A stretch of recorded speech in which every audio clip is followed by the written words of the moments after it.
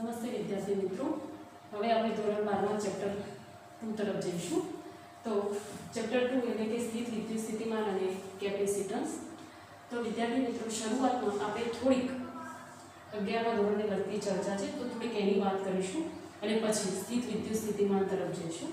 શરૂઆતમાં પ્રસ્તાવનામાં તમને થોડીક સંરક્ષણ બળોની વાત કરી છે, એટલે કે ધોરણ 11માં પાર્ટ 1માં લગભગ આપણે ચેપ્ટર નંબર 6 અને 8માં એટલે કે ગુરુત્વાકર્ષણ બળને લગતું ચેપ્ટર હતું અને સ્થિતિ ઊર્જાને લગતું લગભગ આઈ થિંક.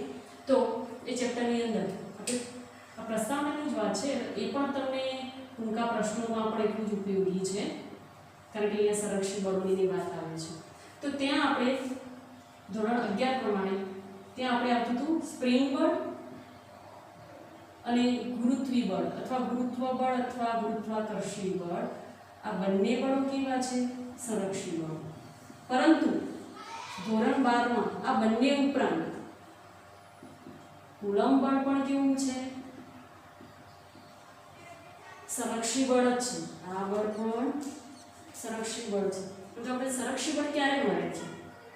તો સ્પ્રિંગ બળ અને ગુરુત્વ બળ વડે થતું કાર્ય, જ્યારે આપણે કોઈ બાહ્ય બળ છે એ કોઈ પદાર્થને એક બિંદુએથી બીજા બિંદુએ લઈ જઈએ છીએ ત્યારે થતું કાર્ય જ્યારે કરવામાં આવે છે ત્યારે આપણને એ કાર્ય સ્થિતિ ઊર્જાના સ્વરૂપમાં મળે છે, એટલે કે સ્થિતિ ઊર્જાના સ્વરૂપમાં સંગ્રહ પામે છે.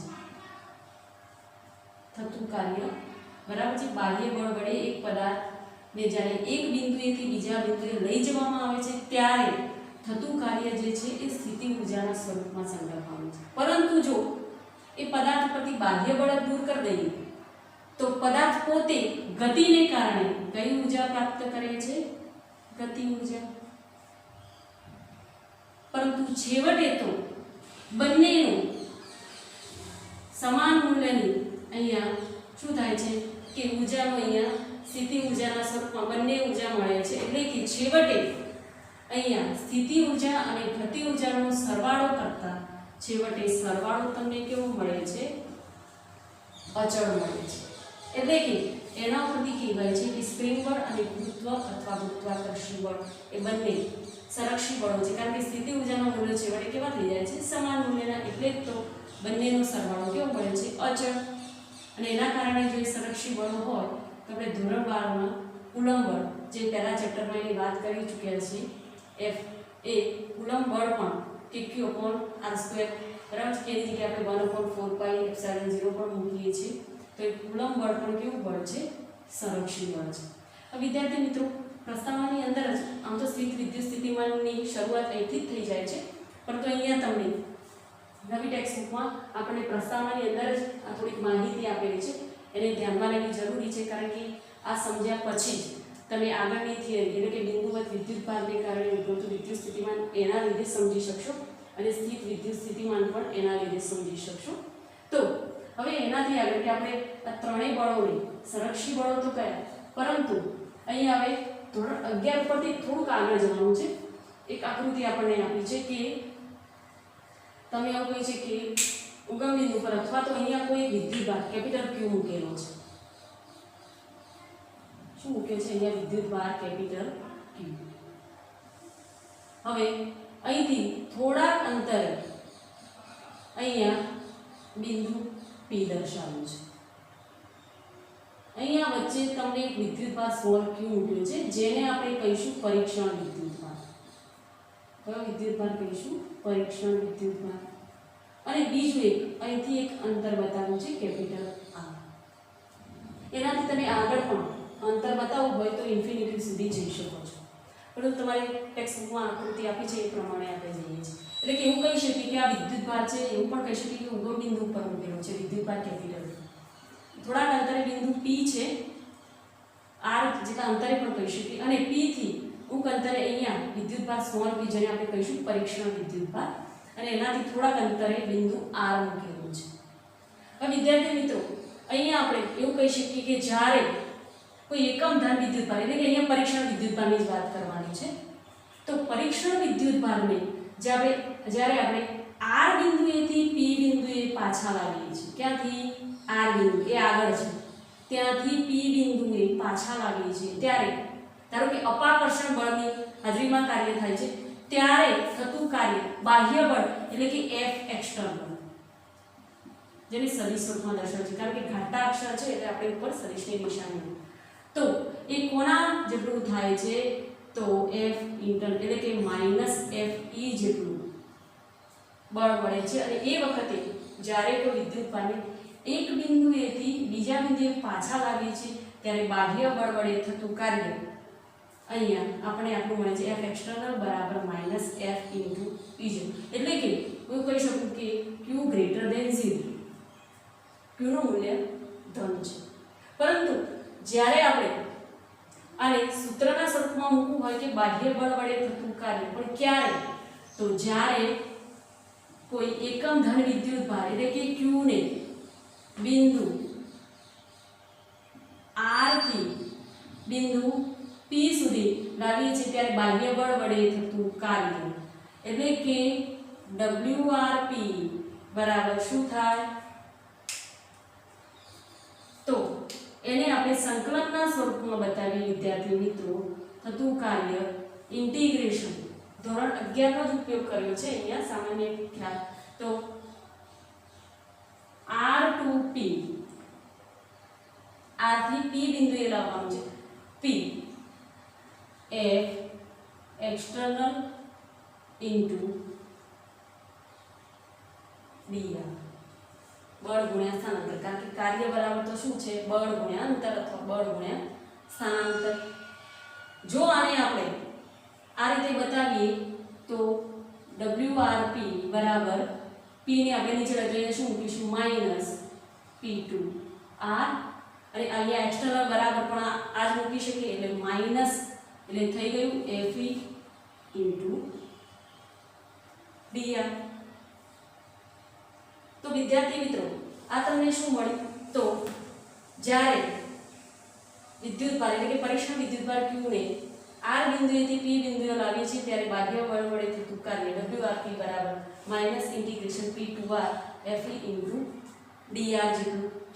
હવે આની સાથે સાથે સીધો જ આપણો સ્થિતિ ઊર્જાનો તફાવત આપ્યો છે કારણ કે અહીંયા આપણે હમણાં જ કહ્યું સંરક્ષી બળોમાં ક્યારે કે જ્યારે કોઈ પદાર્થ ઉપર બાહ્ય બળ લગાડી અને એને એક બિંદુએથી બીજા બિંદુએ લઈ જવામાં આવે ત્યારે બાહ્ય બળ વડે થતું કાર્ય એ સ્થિતિ ઊર્જાના સ્વરૂપમાં સંગ્રહ પામે છે.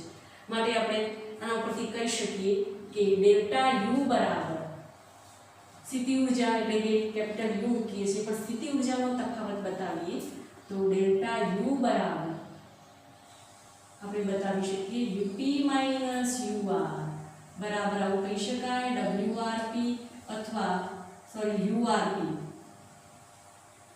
શું મૂકીએ URP. તો આ તમને સ્થિતિ ઊર્જાનો તફાવત મળે.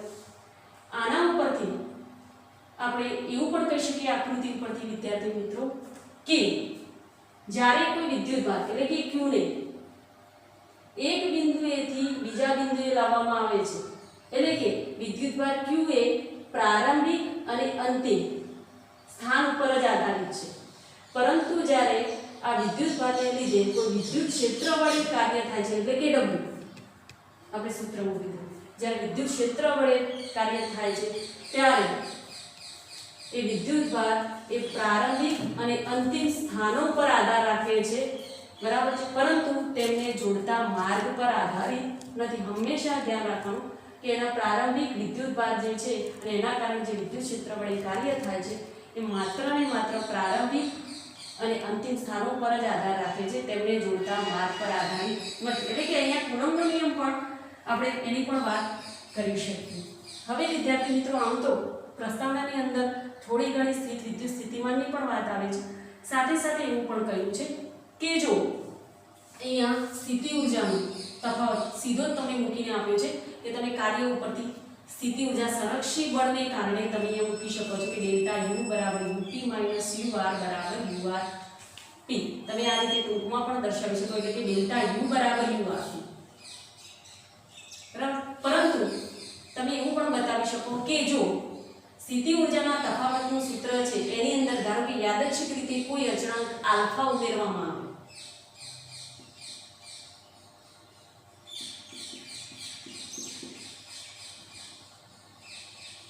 અચળાંક આલ્ફા ઉમેરીએ તો આપણું સૂત્ર શું થાય?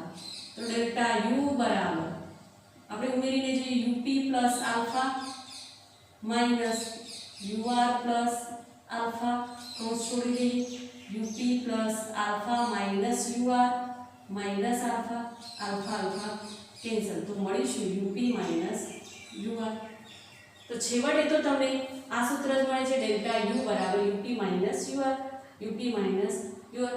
આ રીતે તમે કાર્યનું સૂત્ર પણ મૂકી શકો છો. તો છેવટે તો તમને ડબલ્યુઆરપી જ મળશે કે કોઈ પરીક્ષણ વિદ્યુત ભારને આર બિંદુએથી પી બિંદુએ પાછા લાવીએ છીએ એટલે કે આર બિંદુથી પી બિંદુએ લાવીએ છીએ ત્યારે બાહ્ય બળ વડે થતું કાર્ય એટલે કે 11મા ધોરણનો નિયમ જ અહીંયા લાગુ પડે છે.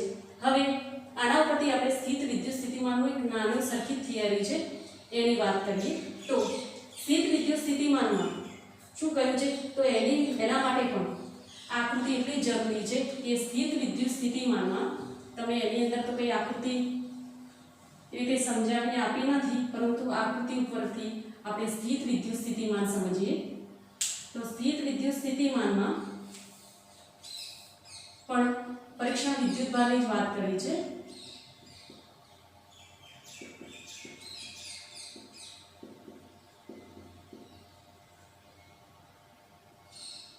તો સ્થિત વિદ્યુત સ્થિતિમાનમાં શું કહીશું કે અહીંયા એવું કહ્યું છે કે જ્યારે કોઈ પરીક્ષણ એટલે કે સ્મોલ વિદ્યુત ભારને આર બિંદુએથી પી બિંદુએ લઈ જઈએ છીએ ત્યારે બાહ્ય બળ વડે થતું કાર્ય એટલે કે આપણે અહીંયા બતાવીએ કોઈ વિદ્યુત ભારને એટલે કે Q ને R થી P સુધી લઈ જતા બાહ્ય બળ વડે થતું કાર્ય આપણે ડબલ્યુઆરપી લખવું હોય તો લખી શકીએ છીએ બરાબર શું? તો વીપી માઇનસ વીઆર બરાબર શું? યુપી માઇનસ યુઆર અપોન ક્યુ. એટલે કે મૂળ તો શું છે? બે વિદ્યુત સ્થિતિમાન બે બિંદુઓ માટેના વિદ્યુત સ્થિતિમાન વચ્ચેનો તફાવત. એટલે કે વીપી અને વીઆર શું છે? તો વીપી અને વીઆર એ પી અને આર બિંદુઓ માટેના વિદ્યુત સ્થિતિમાન છે અને અહીંયા બંને વચ્ચેનો આપણે તફાવત બતાવ્યો છે. એટલે કે જ્યારે કોઈ પણ વિદ્યુત ભારને અથવા તો એકમ ધન વિદ્યુત ભારને એક બિંદુએથી આ શું જાણે આપણે એકમ ધન વિદ્યુત ભાર પણ કહીએ કે એકમ ધન વિદ્યુત ભારને એક બિંદુએથી બીજા બિંદુએ લઈ જઈએ છીએ ત્યારે બાહ્ય બળ વડે થતું કાર્ય બરાબર તે બે બિંદુઓ વચ્ચેના વિદ્યુત સ્થિતિમાનનો તફાવત. કયા બે બિંદુઓ? આર અને પી બંને બિંદુઓ વચ્ચેના વિદ્યુત સ્થિતિમાનનો તફાવત. તો આ થયું તમારું વિદ્યુત સ્થિતિમાન. તો અહીંયા સ્થિત વિદ્યુત સ્થિતિમાનની આટલી જ વાત છે. હવે આનાથી આગળ આપણે બિંદુવત વિદ્યુત ભારને કારણે ઉદ્ભવતા વિદ્યુત સ્થિતિમાનની વાત કરવાની છે. તો હવે આપણે જોઈએ વિદ્યાર્થી મિત્રો બિંદુવત વિદ્યુત ભારને કારણે ઉદ્ભવતું વિદ્યુત સ્થિતિમાન. હવે એના માટે થોડુંક ધ્યાન રાખીશું. જો આમાં સમજાશો તો એમાં તરત ખ્યાલ આવી જશે કે બિંદુવત વિદ્યુત ભારને કારણે ઉદ્ભવતું વિદ્યુત સ્થિતિમાન.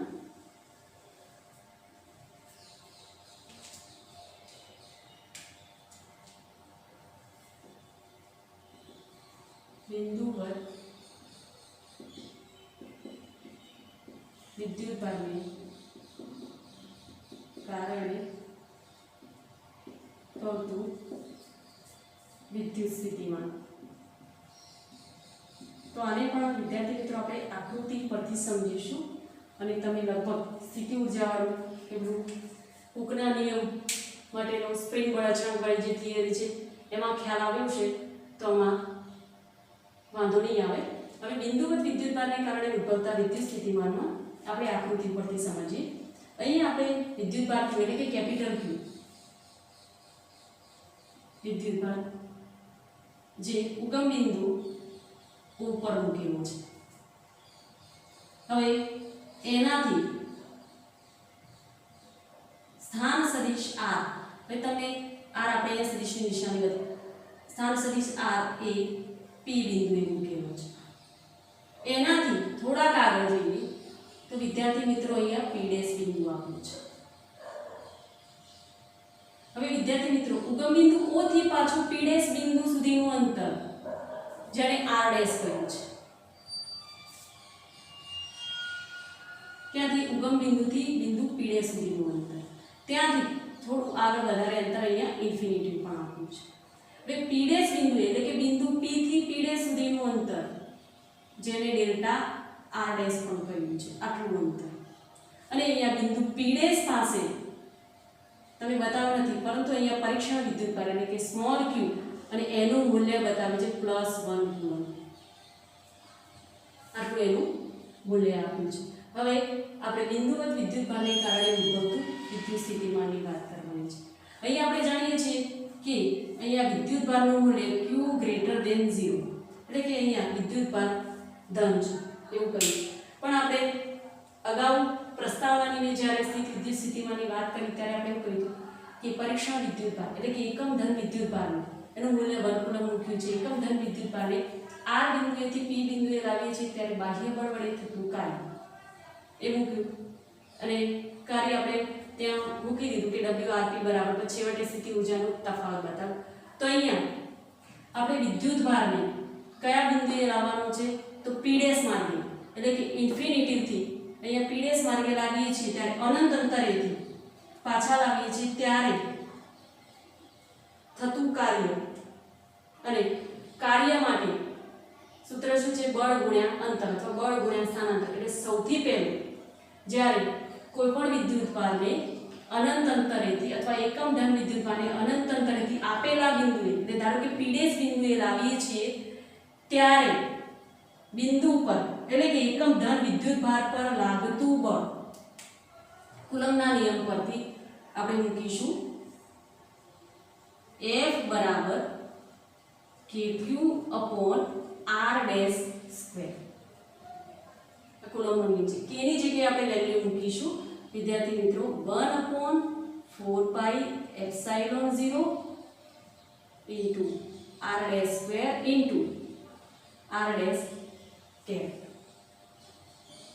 r' શું છે તો સદિશ r' ની દિશામાં એકમ સદિશ છે.